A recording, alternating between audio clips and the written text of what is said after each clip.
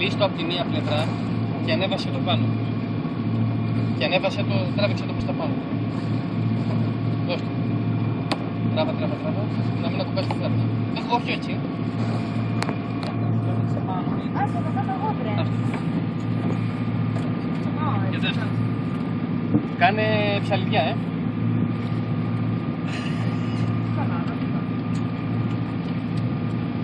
Για να αυτό. Διώξε τα παραστατικά. Εντάξει, δεν πειράζει.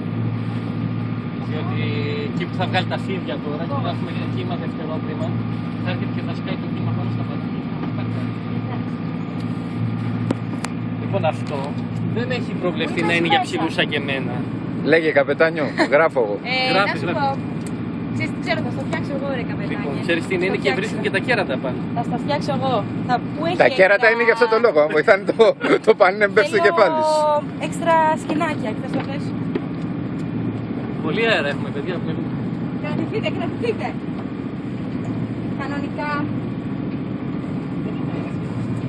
Μπορεί να έχει έξτρα σκηνάκια. Καπετάνιο, έχω μια απορία. Πες το. Το βράδυ πώς οδηγείς?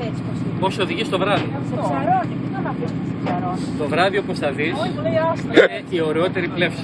Ναι, Πας με φάρους, δηλαδή στα σημεία που δεν τα πας έχει φάρους. δεν βλέπεις τίποτα. Τι δεν βλέπεις. Δεν βλέπεις τίποτα, δεν έχεις ορατότητα το βράδυ. Πρέπει να μην έχει Μόνο καθόλου φώτα. φεγγάρι και ναι, βλέπεις τα φώτα. Μόνο φώτα βλέπεις. Θα δεις. Navigation και engine light. Αυτός είναι ο ναυτής. Είναι ο coast keeper. Α, Δεύτερος coast keeper. και εμείς τι είμαστε? Εσύ είστε Αυθεντικά ξέρεις μας Είμαστε Τα παραπέδια.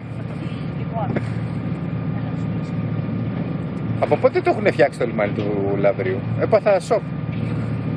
Πολλά χρόνια. Απλά το επεκτείνουν τώρα όσο πάει από εκεί. Και λένε να κάνουν μια μαρίνα λίγο παραπέρα. Και λέμε